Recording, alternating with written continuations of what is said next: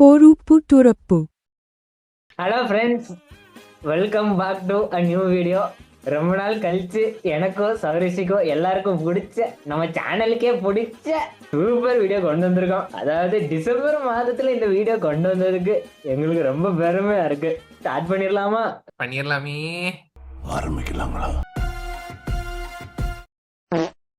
நம்ம வந்து Nelson beep Kumar அப்படின்னு ஒருத்தர் இருக்காரு. இல்ல பீஸ்ட் ஆக்சுவலா எனக்கு ஃபர்ஸ்ட் ஆஃப் பரவாயில்ல, கேரக்டர்ஸ் இன்ட்ரோ듀ce பண்ண விதமா இருக்கு. சூப்பர் தம்பி. என்னோட வீட்டு அட்ரஸ் தான். நான் வந்து அரவால ஏடிஎம் பேங்க்கு முன்னாடி ஒரு வாட்ச்மேன் நிற்பாரு தெரியுமா? எதுவுமே கண்டுக்க மாட்டாரு. ஒரு வாட்டர் பாட்டில் இப்படி வச்சுக்கிட்டு இப்படியே இருப்பாரு. ஏடிஎம்ல திருடிட்டு கூட போவான். இப்படியே தான் இருப்பாரு. அதான் பவேஸ்.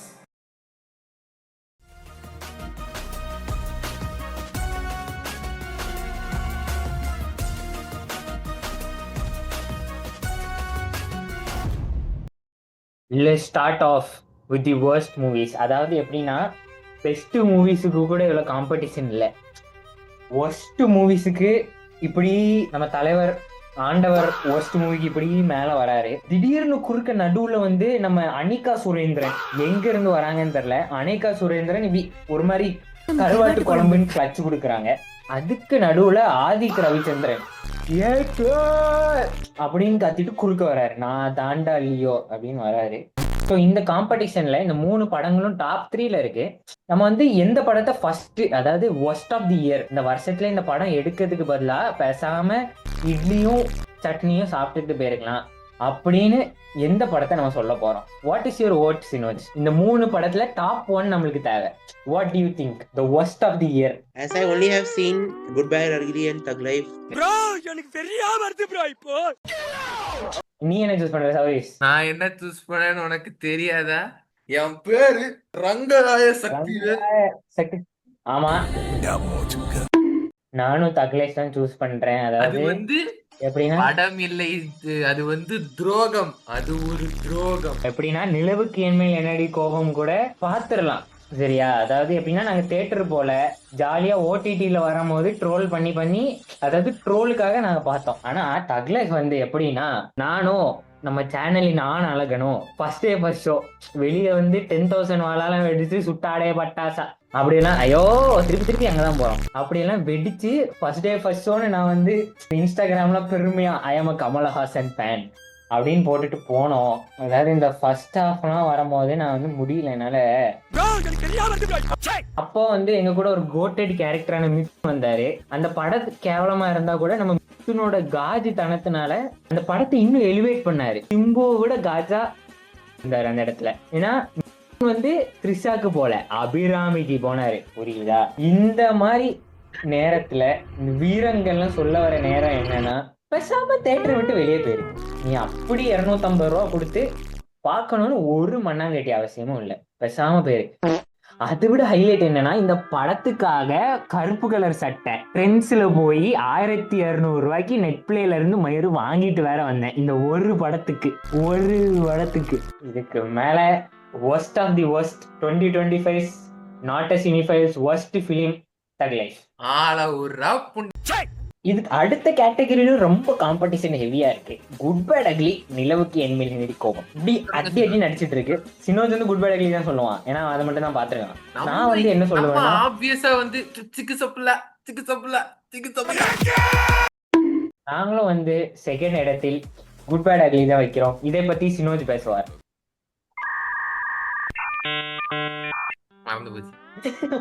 What is bro thinking? What bro is bit அடிச்சு பையன் bro. AK கம்பேக் சொல்லிட்டு ஒரு படத்தை கொடுத்தாரு. அத படம் ஃபுல்லா AK தான் இருந்துச்சு. எங்க பார்த்தாலும் AK. அது தாண்டி போக ரெஃபரன்ஸ் சொல்லிட்டு வச்சாங்க பாருங்க. ஃபுல் படமே ரெஃபரன்ஸ் தான். நாங்க பேசிட்டு போறோம். ரெஃபரன்ஸ் இருந்தா அந்த மூவி தான் ரெஃபரன்ஸ். அந்த மூவி ஒண்ணு இல்ல, ரெஃபரன்ஸ் தான் மூவியே. அதாவது மிர்ச்சியோட ஸ்கூப் அழகா எடுத்து வச்சிருந்தாரு. அதாவது நாங்க ஃப்ரெண்ட்ஸ் எல்லாருமே வந்து சேர்ந்து போய் சரி பார்த்த ஒரு படம் தான் குட் பேட். எதுக்கு நாங்க வந்து இவனுங்க எல்லாம் போனானுங்க போயிட்டு நான் வந்து கொழுப்பெடுத்து போய் நான் வந்து நல்லா இருக்குன்னு சில ஆமைகள் சொல்லி நான் வந்து நம்பி, ஐயோ நல்லா இருக்கு போலயே, அப்போ ஓடிடில போய் கேவலமா இருக்குன்னு கொழுப்பெடுத்து போய் கடைசி ஒரு 3 நாள் தியேட்டர்ல ஒண்ணு போய் பார்த்தேன். பார்த்துட்டு சூத்தடியோட திரும்ப வீட்டுக்கு திரும்பி வந்தேன். அதாவது ஆதித் ரவிச்சந்திரன் தம்பி, உனக்கு டைரக்ஷன் வரல. உனக்கு வந்து ஐ எம் அஜித் ஃபேன், நான் வந்து பெரிய அஜித் ஃபேன்னா விக்ரம் படம் இந்த வந்து டைரக்டர்ஸுக்கெல்லாம் அவங்களுக்கு பிடிச்ச ஹீரோவை வச்சு ட்ரிபியூட்டுக்காக நல்ல படங்கள் எடுத்திருப்பாங்க, சில படங்கள் ரொம்ப கேவலமாகவும் எடுத்திருப்பாங்க. அதனால அந்த படத்தெல்லாம் போய் பார்த்துட்டு வந்து அதுல இருந்து ஒரு 10% உங்க படத்துக்கு போடுங்க, புரியுதா? அதாவது விடாமுயற்சி வந்து நான் வந்து சத்தியமா வருத்தப்படுறேன் இந்த தருணத்துல. விடாமுயற்சியை வந்து நான் ரொம்ப ட்ரோல் பண்ணேன், ஆனா சத்தியமா சொல்றேன் விடாமுயற்சி எல்லாம் நல்ல படம். மகிழ் திருமேனி good, thank you, it's a honour. Please ஆதிக்க ரவிச்சந்திரனையும் நெல்சனையும் ஒரே ஜெயிலுக்குள்ள தூக்கி போடுங்க. அவனுங்க 2 பேரும் தலையை பிடிச்சிக்கின்னு மென்டல் ஆகி ஜெயில உடைச்சிக்கின்னு வெளியே வருவானுங்க. Please please God. அடுத்தது நம்ம எதுக்கு போக போறோம்னா, அதாவது ஜென்சியை டிஃபைன் பண்ற படமே இந்த படம் தான். நிலவுக்கு என்மேல் என்னடி கோபம் அப்படின்னு ஒரு படம் வந்துச்சு ஃப்ரெண்ட்ஸ். அந்த படத்தை வந்து ரொம்ப பேச விரும்பல, அது தேவையில்லை, ஆனா 3வது இடத்துல இருக்கட்டும். சரி, நம்ம அடுத்ததுக்கு போவோம். அடுத்த படம் எப்படின்னா டிடி நெக்ஸ்ட் லெவல். அந்த படம் நீங்க 2 பேரும் பாத்தீங்களான்னு எனக்கு தெரியல, நான் பார்த்தேன். அதாவது சத்தியமா எப்படி பார்த்தேன்னா தியேட்டருக்கு போய் பார்த்தேன் ஃப்ரெண்ட்ஸ். Note the point. என்னன்னா பார்த்துட்டு வந்த என் குடும்பத்தில் உள்ளவங்க எல்லாம் நான் அப்பவே சுதாரிச்சிருக்கணும். எப்படின்னா அவங்க வந்து பீஸ்ட் படத்தை பார்த்துட்டே wow it's a wonderful film அப்படின்னு சொன்னவங்க, அவங்க வந்து கூட்டிட்டு போனாங்க என்ன, வாப்பா சண்டே வெட்டியா தானே இருக்க வீட்டுல அப்படின்னு. நம்ம சம்பந்தாச்சி சந்தானம் வந்து சூப்பர் படம் பேய் படம் நடிச்சிருக்காரு அப்படின்னு கூட்டிட்டு போனாங்க. முடியல, அது வந்து சத்தியமா என்ன நெக்ஸ்ட் லெவலுக்கு கூட்டிட்டு போயிடுச்சு. அதாவது நான் இந்த வருஷத்துல வந்து நல்ல படத்தை தியேட்டர்ல போய் பார்த்ததோட ஒஸ்ட் படத்தை போய் தியேட்டர்ல பார்த்தது நிறைய. அடுத்தது நம்ம நடுவுல 5th பிளேஸ் வந்து கொஞ்சம் காம்படிஷன்ல இருக்கு. ஆனா 5th பிளேஸ்ல எனக்கு தோன்றது வந்து அடுத்த ஆதிக்க ரவிச்சந்திரனோட குருநாதர் சுந்தர் சி மதகத ராஜா அப்படின்னு ஒரு படம் எடுத்தாரு. சாரி, அந்த படம் பாத்தியா? நான் இந்த லிஸ்ட்ல பாதி படம் பாக்கல. அதாவது நான் எதுக்குன்னா இந்த படம் எல்லாம் போய் பார்த்தேன் அப்படின்னா மதகத ராஜாலாம் தேடி போய் பார்த்தேன். எதுக்காக போய் பார்த்தேன்னா எதுக்குடா இதை ஒஸ்ட்னு சொல்றாங்க அப்படின்னு போய் பார்த்தேன். நல்லா இருக்குன்னு தான் சொன்னாங்க, அதான் தெரியும். தியேட்டர்ல எல்லாரும் நல்லா இருக்குன்னு சொல்லியிருப்பாங்க, ஆனா நீ நேர்ல போய் பார்த்தா கலகலப்பு 3 எடுத்து வச்சிருந்தாரு, அவ்வளவுதான், மிச்சப்படி எதுவும் இல்ல. அதாவது எப்படின்னா இந்த படம் வந்து 12 வருஷமா ரிலீஸ் ஆகாம இருந்துச்சு, அதுக்கு ரிலீஸ் ஆகாம இருந்திருக்கலாமே, எதுக்கு வரணும், எதுக்கு வேஸ்ட் பண்ணணும்? ஆமா தம்பி, இந்த படம் வந்து 12 வருஷத்துக்கு முன்னாடி ஷூட் பண்ணது, ஆனா ரிலீஸ் பண்ணது 2025ல. தெரியாதா உனக்கு? அதனாலதான் இந்த படம் வந்து நிறைய பேருக்கு நாஸ்டாலஜியா கனெக்ட் ஆகி ஒர்க் ஆயிருக்கு. இப்போ இந்த படம் 12 வருஷத்துக்கு முன்னாடியே ரிலீஸ் ஆயிருந்ததுன்னா கண்டிப்பா ஃபிளாப் ஆயிருக்கும். ஆனா இது 12 வருஷத்துக்கு ரிலீஸ் ஆனதுனால சந்தானம் இப்போ ஹீரோ ஆயிட்டான். ஆனா அப்போ பண்ண காமெடி எல்லாம் இப்போ மக்கள் பாக்குறதுனால இப்போ அந்த படம் ஹிட் ஆயிருச்சு. அதுவும் அந்த இதெல்லாம் பழைய இதுல இருக்கும், அந்த கேமரா ஆங்கிள்ஸ் எல்லாமே பழசா இருக்கும். என்னமோ நீ வந்து 2015ல ரிலீஸ் ஆன ஒரு படத்தை பாக்குற மாதிரி 2015 2013ல ரிலீஸ் ஆன படம் பாக்குற மாதிரி இருக்கும். அடுத்த படம் அதுவும் நம்ம ஆதிக்க ரவிச்சந்திரனோட குருநாதர் எடுத்த படம் gangers. Sundar C strikes again. அதாவது கேங்கர்ஸ் படம் வந்து வடிவேலு ரூயின் பண்ண படம். அதாவது வடிவேலுக்கு நான் வந்து ஒரு காமெடியா ஒரு கம்பேக் கொடுக்குறேன் அப்படின்னு சொல்லிட்டு அந்த படத்துல நடிக்க வச்சேன். அந்த படத்துல வடிவேலு எப்படி இருப்பாருன்னா பீஸ்ட் படத்துல வந்து பூஜா ஹெக்டே மாதிரி, படத்துக்கே தேவையில்லை. அதாவது எதுக்கு அவர் வராரு போறாருன்னே தெரியாது. இதெல்லாம் பண்ணி கடைசியில நான் ஒரு பெரிய ட்விஸ்ட் பண்ண போறேன், நான் பெரிய புளுத்தி மயிறு அப்படின்னு ஒண்ணு பண்ணியிருப்பாரு. அது எந்த மயிருக்கு நம்மளுக்கு தெரியாது. இந்த படத்தை பத்தி பேசினாலே எனக்கு கெட்ட கெட்ட வார்த்தையே வருது. எப்படின்னா அப்போ வந்து நான் புது போன் வாங்கல, என்கிட்ட வந்து 4G மொபைல் தான் இருந்துச்சு. அதுல எப்படின்னா ஒரு நாளைக்கு 2.5 GB தான். அதுல நான் 1.5 GB கொடுத்து இந்த படத்தை டவுன்லோட் பண்ணி பார்த்தேன். என்னால முடியலன்னா ஒத்தா முடியல. பார்த்தது பைரசில பேசுறது தம்பி அமேசான் பிரைம்ல டவுன்லோட் பண்ணி பார்த்தேன்ப்பா. ஓகே, அது தெளிவா சொல்லுங்க, யூஎஸ் கன்ஃபியூஸ் ஆகக்கூடாதுல என்ன மாதிரி. ஆமா, அதனால தானே 1.5 GB நான் பைரசில டவுன்லோட் பண்ணி பார்த்தேன்னா 500 MB கொடுத்திருப்பேன். அடுத்த படம் ஃபயர். இது வந்து யாரும் கேள்விப்பட்டிருக்கேன். யார் இந்த லிஸ்ட்ல சேர்க்க சொன்னது? அது ஒரு கில்மா படம்டா. அதாவது ஃபயர் வந்து யாருன்னா நம்ம பாலாஜி முருகதாஸ் அப்படின்னு ஒரு கோட் இருப்பாரு, நம்ம Bigg Boss ultimate winner, Bigg Boss season 4 runner up. அவர் எப்படின்னா பிக் பாஸ்க்குள்ள என்ன தடுத்துட்டீங்க, சோ வெளியே வந்து நான் போடுறேன்டா, எல்லாரையும் போடுறேன்டா அப்படின்னு. தனியா போய் போட்டியா இல்ல குரூப்பா சேர்ந்து போட்டீங்களாடா? கமல் இருந்ததுனால அடக்கி வச்சிட்டான் பிக் பாஸ்ல. விஜய் சேதுபதி இருந்திருந்தா கண்டிப்பா 5 பேர் போட்டிருந்தா சிவானியை உள்ள கூட்டு போய் கமல் ட்ரெய்லர் மட்டும் தான் அந்த படத்துக்கு பார்த்தேன். மட்டுமே உள்ள இருந்த பெண்கள் வந்து தப்பித்தனர். இல்லை என்றால் கண்டிப்பாக ஏதாவது சம்பவம். ஆமா, இல்லைன்னா பிபி அல்டிமேட்ல வனிதா கூட போய் கூட என்ன பார்த்தாரு, போட்ட அடிக்க ஆரம்பிச்சாரு. கேக்குறதுக்கு ஆள் இல்ல நினைச்சு அடிக்க ஆரம்பிச்சாரு. என்ன நினைச்சாரோ யாருக்கு தெரியும். அதனால அந்த படம் வந்து பாக்குறவங்க வந்து காஜா இருக்கவங்க தான் பார்க்க முடியும். அதுக்கு நான் காஜு கிடையாது. படம் வந்து யார் கூட உட்காந்து பார்த்தேன்னா என் ஃபேமிலி மெம்பர்ஸ் கூட உட்காந்து பார்த்தேன். Note the point friends, note the point. இந்த படம் வந்து லோக்கல் சேனல்ல போட்டாங்க. நான் என் அப்பா என் பாட்டி உட்காந்து பார்த்தோம். ரொம்ப வண்டர்ஃபுல் எக்ஸ்பீரியன்ஸ். தேங்க்யூ. இந்த படத்தை யாரும் பார்க்காதீங்க. அடுத்தது நம்ம சினோஜுக்கு ரொம்ப பிடிச்ச படம் சக்தி திருமகன். நான் ஒண்ணு அடிக்கிறதுக்கு நான் ஒண்ணு சொல்லிக்கிறேன். அதாவது நண்பர்களே, இந்த படத்தினுடைய நான் வந்து இந்த படத்துக்கு ரொம்ப ஹைப்டா இருந்தேன் நண்பர்களே. இந்த படத்தினுடைய டைரக்டர் வந்து அப்படிப்பட்ட ஒரு டைரக்டர் அருண் பிரபு புருஷோத்தமன் வந்து இதுக்கு முன்னாடி அருவி வாளுங்கிற 2 அருமையான படம் எடுத்ததுனால இந்த படம் நான் அருமையா இருக்குன்னு நினைச்சு பார்த்தேன். ஆனா எனக்கு நான் ஃபர்ஸ்ட் டைம் பார்த்ததுல என்ன இளவுன்னு தெரியல. எனக்கு அந்த படம் ரொம்ப பிடிச்சு போச்சு. ரொம்ப பிடிச்சு போச்சுன்னு சொல்ல மாட்டேன், லைக் பிடிச்சு போச்சு. எனக்கு அந்த இன்ஃபர்மேஷன்லாம் ஹேண்டில் பண்ண விட ரொம்ப பிடிச்சு போச்சு. நான் வந்து இவங்களுக்கு நான் ரெக்கமெண்ட் பண்ணிட்டேன், பாருங்க பை நல்லா இருக்கு அப்படின்னு சொல்லிட்டேன். இவனுங்க பார்த்துட்டு வந்து நல்லா இல்லைன்னு சொல்லிட்டானு. அதாவது நண்பர்களே, ஒரு சினிஃபைலுக்கு இருக்கிறதுலே பெரிய ஒரு வெக்கக்கேடு மானக்கேடு என்னன்னா நம்ம ரெக்கமெண்ட் பண்ண படம் ஒருத்தன் வந்து நல்லா இல்லைன்னு சொல்றேன். அது எனக்கு வந்து நண்பர்கள், நாங்க நல்லா இல்லைன்னு சொல்ல, கேவலமா இருந்துச்சுன்னு சொன்னோம். அது படமே இல்ல அப்படின்னு சொன்ன, புரியுதா? Wait original one coming up bro. படம் வந்து சாரி சொன்னா கோட்டன் எவ்வளவு கோட்டன்னா ஏன்குள்ள தூங்கி கிடந்த ஒரு கமெண்டர் வெளியே வந்துட்டு, அதாவது கிரிக்கெட்ல வந்து கமெண்டர் இருப்பாங்க தெரியுமா, சொல்லுவாங்க லைவ் கமெண்டர். அந்த மாதிரி ரோஸ் பண்ணிட்டு இருந்தோம். நானும் ஏகே வந்து லைவா பாத்துட்டு இருக்கோம், மூவியை ரோஸ் பண்ணிட்டு இருக்கோம். ஓரோ சீனுக்கும் ரோஸ் பண்ணிட்டு இருக்கோம். அந்த அளவுக்கு கேவலமா இருந்த படம் தான் இந்த படம். சத்தியமா சொல்ல போனா ஒரு ஃபீமேல் கேரக்டர் ஒன்று இருக்கும், ஒரு ஃபீமேல், அவ பேர் கூட ஞாபகம் கிடையாது. அந்த அளவுக்கு கேவலமா இருக்கும் அந்த கேரக்டர். ரேண்டமா வருவா, ரேண்டமா வந்து இவங்க சீன் காமிப்பாங்க. இப்படி வந்து இவ இங்க போறா, அவ இங்க போறா, நைஸ் சாங். நெக்ஸ்ட் ஒரு தாத்தா வருவாரு, சொல்லுவாரு பா கல்யாணம் பண்ண வேண்டாமா. நெக்ஸ்ட் ஷாட்ல வந்து தாலி கட்டியாச்சு. அதாவது அவங்க பேச கூட இல்ல, ஜஸ்ட் இப்படி முடிஞ்சு அவ்வளவுதான். அதுக்கப்புறம் ரொமான்ஸ் சொல்லி ஒண்ணு பண்ணாங்க பாரு. நான் இவ்வளவு நான் கம்மி படம் தான் பாத்திருக்கேன், கம்மி சீரியஸ் தான் பாத்திருக்கேன், கம்மி படம் தான் பாத்திருக்கேன். ஆனா இது வரைக்கும் நான் வந்து ஒரு ஆக்டர் ரொமான்ஸ் எனக்கு இவ்வளவு ஆக்கர்னஸ் வந்தது. எனக்கே நான் இப்படி ஸ்கிரீன் க்ளோஸ் பண்ணி போலாம்னு நினைச்சேன். அந்த அளவு awkwardness, that much awkwardness from the screen I felt. Romance பண்ண சொன்னா மோந்துட்டு இருக்காங்க. படத்தோட லாஸ்ட் விஷன் புரியுது எதுக்கு அவங்க படம் எடுத்தாங்க. ஏன்னா வந்து படம் எடுத்த விதம் சரி கிடையாது. How they shown the story, there's a vision. அதாவது கரப்ஷன் பத்தி காமிக்கணும், அதெல்லாம் நல்லா தான் இருந்துச்சு. ஃபினாலே நல்லா, கிளைமேக்ஸ் நல்லா தான் இருந்துச்சு. மற்றபடி படம் ஃபுல்லா வந்து கேவலம்னா மட்ட கேவலம். எனக்காக ஒரு நல்ல படம் தயவு செஞ்சு எடுங்க. அருவி மாதிரி ஒரு படம் எடுங்க அருண் பிரபு ப்ளீஸ். அட்லீஸ்ட் வால் மாதிரியாவது எடுங்க.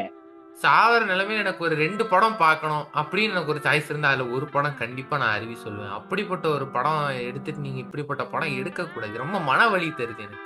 நான் தயவு சாகரத்துக்கு முன்னாடி நான் ஒரு படம் 2 படம்னா ஒரு படம் வந்து ஹைனானாவா இருக்கும். Thank you friends. அடுத்தது சரி, நம்ம வந்து இந்த லிஸ்ட்ல இருந்து விட்டுக்கிட்டு ஒரு படத்தை நான் சொருவ விரும்புறேன் இந்த இடத்துல. அதாவது என் வன்மத்தை உச்சத்துக்கு கூட்டிட்டு போறதுக்காக ஃபயர் விடுற, அதாவது என் பேக்ரவுண்டுக்கு ஏத்த மாதிரி ஃபயர் விடுற, தீ விடுற டிராகன் ஆட் பண்ண போறோம் ஃப்ரெண்ட்ஸ். டிராகன் வேணாமே விட்டுரும். டிராகன் டியூட் நம்ம வேணா இன்னொரு இதுல வந்து நம்ம வந்து என்ன பண்ணுவோம்னா ஆவரேஜ் படங்கள் சொல்லிட்டு இது வச்சு அதுல இதெல்லாம் வச்சு இதுல ப்ராப்ளமேட்டிக் அது விட்டுருவோம். வேணாம், நம்ம வந்து வேணா நீ கூலி ஆட் பண்ணிக்கோ. Coolie Baba okay, no problem at all. அதாவது அடுத்தது வந்து 9வது இடத்தில் Coolie. Come on you guys start. அதாவது நண்பர்களே, கூலிங்கிற ஒரு படம் வந்து ட்ரெய்லர் விட்டானுங்க நண்பர்களே. ட்ரெய்லர் வந்து ஓகே ஒரு மாதிரி சுமாரா இருந்தது. அவரு வந்து லோகேஷ் கனகராஜ் வந்து என்னாச்சு தெரியல, நல்ல மனுஷனா இருந்தாரு. போக போக கங்கா சந்திரமுகியா மாறுற மாதிரி அந்த ஒரு வெற்றி போதையா என்ன இளவுன்னு தெரியல. ஒரு லெவலுக்கு அப்புறம் அவரோட ஆட்டிடியூட்ல இருந்து எல்லாமே எதுக்கெல்லாம் அவர் வந்து அப்ரிஷியேட் பண்ணப்பட்டாரோ அதெல்லாம் அப்படியே டோட்டலா மாற ஆரம்பிச்சுது. அவரோட பண்புக்காக தான் அவரை அப்ரிஷியேட் பண்ணுவாங்க. பட் டோட்டலா அது மாறுது, ஒரு அகங்காரம் வருது. நான் இந்த இண்டஸ்ட்ரிக்கு எல்லாம் அப்படிலாம் வருது.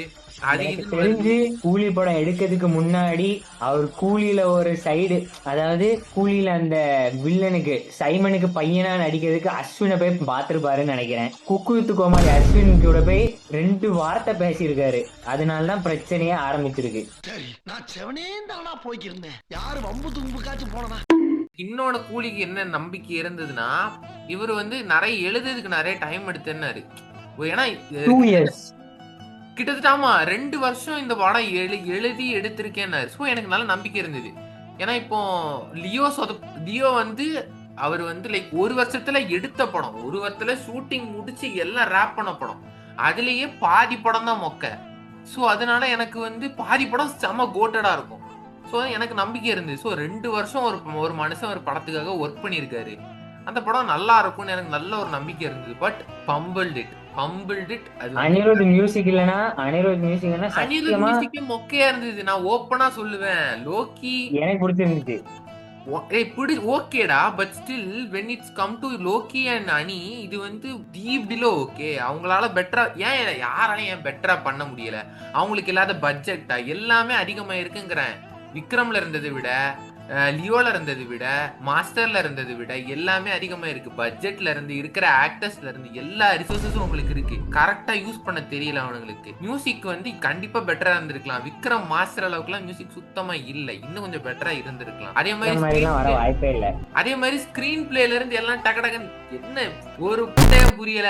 படம் வந்து ஒரு மிட் படம், ஓகேவா? அதை இன்னும் கொஞ்சம் கீழே தள்ளினது என்னதுன்னா வந்து அமீர் கான் என்ன புண்டைக்கு. நான் திரும்ப கேக்குறேன், அமீர் கான் என்ன எனக்கு இப்ப சொல்லு.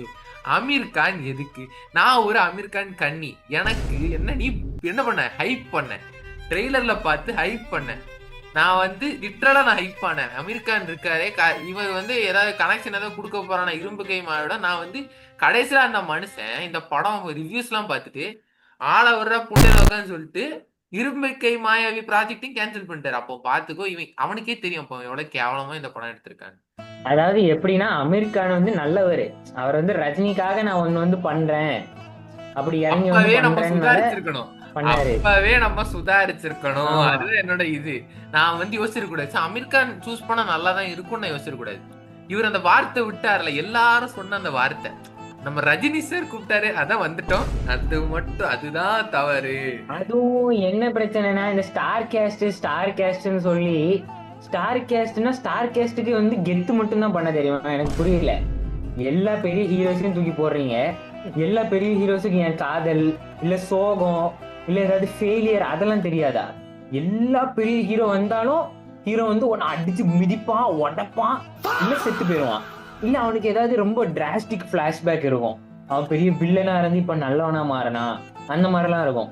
அதாவது ஒரு காலத்துல விஜய், ரஜினி எல்லாம் எப்படி நடிப்பாங்கன்னா, நார்மல் கேரக்டர் மாதிரி நடிப்பாங்க. எடுத்தோடனே நான் பெரிய கேங்ஸ்டர் மயிறு, எடுத்தோடனே நான் பெரிய இவன், இப்படி. அதாவது கேரக்டர் ஆர்க்குன்னு ஒண்ணுமே இல்லை இப்ப எந்த படத்துலயும். கேரக்டர் ஆர்க்குனா கொஸ்டின் மார்க். எல்லா பிக் ஸ்டார் பிலிம்ஸ்லயும் வாட் இஸ் கேரக்டர் ஆர்க்? ஒரு கேரக்டர் எப்படி ஸ்டார்ட் ஆகி எப்படி முடியுதுன்னு இல்லவே இல்லை. கேரக்டருக்கு ஒரே ஒரு பாயிண்ட் இருக்கு. கேரக்டர் வந்து கேங்ஸ்டர், பெரிய கை, நிறைய கனெக்ஷன் வச்சிருக்காரு, எங்க இருந்து வேணாலும் யாரை வேணாலும் போடுவாரு, அவ்வளவுதான், முடிஞ்சு. கேரக்டர் டெவலப்மெண்ட்டோ, அதாவது கதையை மட்டும் ஏதாவது ஒண்ணு பெருசா, இவன் வர ஒரு சீனு, அவன் ஒரு சீனு. இது எப்படி இருக்குன்னா, சின்ன வயசுல நாங்க பவர் ரேஞ்சர்ஸ்னு ஒண்ணு பார்ப்போம். அந்த பவர் ரேஞ்சர்ஸ்ல எபிசோடு ஒரு வில்லன் வருவான். இந்த மாதிரி எல்லாரும் கெத்தா சண்டை போட்டு எல்லாரையும் முடிப்பாங்க. அந்த மாதிரி இருக்கு. ப்ளீஸ் லோகேஷ் கனகராஜ், நீங்க மாறலைன்னா நிறைய டைரக்டர் வளர்ந்து வந்துட்டு இருக்காங்க, அவங்களுக்கு வழியை விடுங்க. பெரிய மயிறு மாதிரி போகாதீங்க, புரியுதா? ஏன்னா நீங்க நிறைய காசு வாங்குறீங்க, எங்களுக்கு தெரியும். At the end you are getting paid in crores, but we are poor people watching the movie for 150 rupees. So please, 150 rupees has many value. With that you can buy 15 parotta, motherfucker. அதாவது ஹரிஷ் கல்யாண் மேல parking, ஓமன பெண்ணே, அவர் வந்து கடைசி 5 வருஷத்துல சரி, ஆமா, அது வந்து சத்தியமா சொல்றேன், நீங்க கமர்ஷியல் படத்துக்கு போகாதீங்க மிஸ்டர் ஹரிஷ் கல்யாண். நீங்க வந்து இந்த மாதிரி மணிகண்டன் மாதிரி. அதாவது எப்படின்னா, மணிகண்டன் கூட கண்டென்ட்டா இறக்கி அவ்வளோ ரெகக்னேஷன் இல்லை. ஹரிஷ் கல்யாணுக்கு அவ்வளோ ரெகக்னேஷன் இருக்கு, அவ்வளோ பாப்புலரா இருக்காரு ஹரிஷ் கல்யாண். ஆமா, அவ்வளோ சப்போர்ட் எல்லாம் இருக்கு இந்த மணிகண்டனை விட. அதனால ப்ளீஸ் ஹரிஷ் கல்யாண், நான் சொல்றேன், டீசல் நான் பாவம் பார்த்து விடுறேன், அதனால 10th பிளேஸ்ல வச்சிருங்க. ஏன்னா நீங்க நடிச்ச படம்லாம் நல்லா இருந்துச்சு, டீசல் கூட நல்லா இருக்குன்னு நம்பினேன் நான். ஆனா அது டைரக்டர் பிரச்சனையா என்ன பிரச்சனைன்னு தெரியல. அதெல்லாம் ஃபைட் சீன் எப்படி தெரியுமா? ஃபைட் சீன் வரும்போது எல்லாமே கேமரா வந்து ஹரிஷ் கல்யாணுக்கு மண்டைக்கு பின்னாடி போயிடும், சரியா? அவன் அடிக்கிறதோ அந்த குத்துற சவுண்டோ எதுவுமே நான் பார்க்கல. ஒண்ணுமே நான் பார்க்கல. இதுக்கு நடுவுல வந்து அந்த தெலுங்கு ஆக்டர் வேற வருவாரு, சாய் குமார். அதனால அவங்கள வச்சு ரொம்ப ஒரு மாதிரி பைத்தியக்காரத்தனமா பண்ணியிருந்தீங்க. Please Harish Kalyan, next time correct your self. இந்த வீடியோ பிடிச்சிருந்துச்சுன்னா, சினோஜ் பேசின 5 நிமிஷம் உங்களுக்கு பிடிச்சிருந்ததுன்னா லைக் போடுங்க. சௌரிஸோட பீப் வார்த்தைகள்லாம் பிடிச்சிருந்தா நீங்களும் கமெண்ட்ல பீப்பா போடுங்க. நான் இந்த வீடியோவில் பேசின பீப்பும் உங்களுக்கு பிடிச்சிருந்தா சப்ஸ்கிரைப் பண்ணிட்டோல, சரியா? கஷ்டப்பட்டு உருப்படியான வீடியோவா போடுறோம். நீ வந்து கண்ட மயிறு வீடியோக்கெல்லாம் போய் லைக் போட்டு ஃபயர் விட்டுட்டு இருக்க, புரியுதா? எங்க வீடியோலாம் உருப்படியா இருக்குது. பாரு பாரு பாரு, பார்த்து தொலை. இல்ல கடைசியில எல்லாரும் மென்டல் கூவாதான் சுத்திக்கிட்டு இருக்கணும் இந்த உலகத்துல, புரியுதா? I love you. Bye bye, tata, good bye.